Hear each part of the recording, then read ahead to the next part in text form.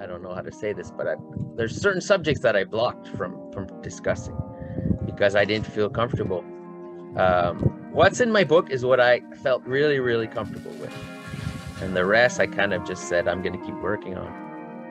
And that's what I've been doing. And I found a lot of things recently, actually. A different way of understanding. There's lots of things that are in the Bible that nobody can see, which is interesting. There's a lot of things, like there's many places in the Bible that God changes his mind. This is something not a lot of people want to see. Like God wants to do something, and then somebody convinces God to change his mind, and then God changes his mind.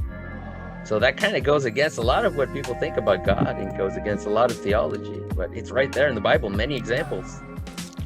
So that's just an example, but there's something in the Bible about not going against God, but it's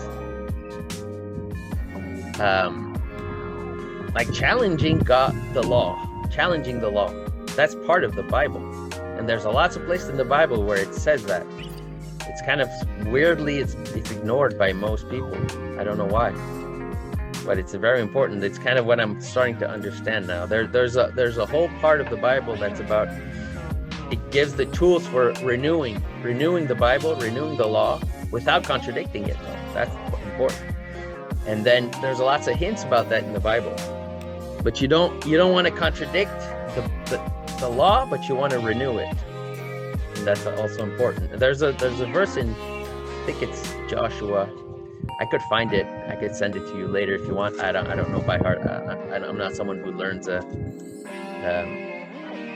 I know the Bible almost by heart in my mind, but it's not. I don't use like Exodus 5:3 or something. I don't use those numbers. It doesn't really exist in my mind. I follow that story.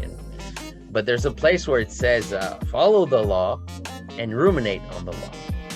So there's like two parts, and that's in the book of Joshua. I could send it to you after if you want.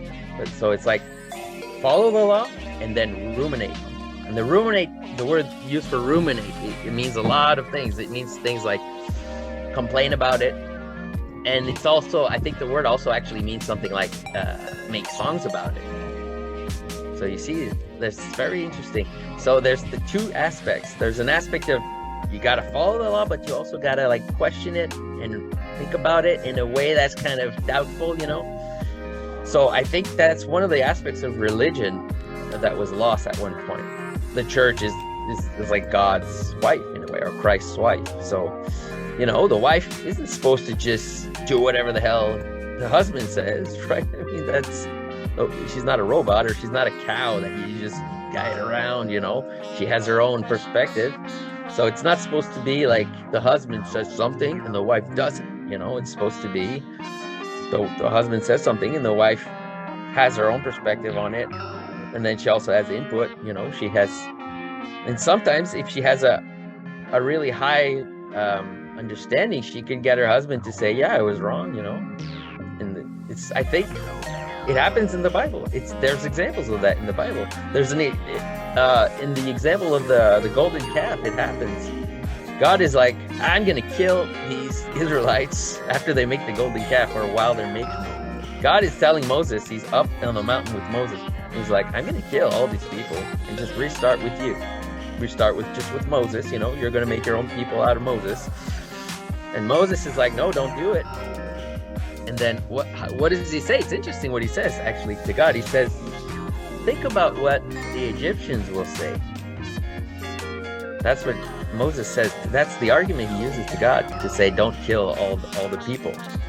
Because he says, like, basically saying, look at it from the perspective of the foreigner, of the Egyptian. And then they'll say, this God, he's ridiculous. He brings them out and then he kills them in the desert. And then that's the argument he's using to convince God not to do that. And God changes his mind. It's pretty interesting. So that's like a really deep pattern there. It's the pattern of the Eve that considers the foreign perspective. So in that scenario, Moses is kind of like Eve, he looks at it from a foreign perspective and he sees how bad it looks. And then he says, don't do it. And then God degrees. So it's pretty interesting. These are the kind of thing nobody talks about, right? These stories, but they're right there in the Bible. We have to deal with them. We can't just ignore them.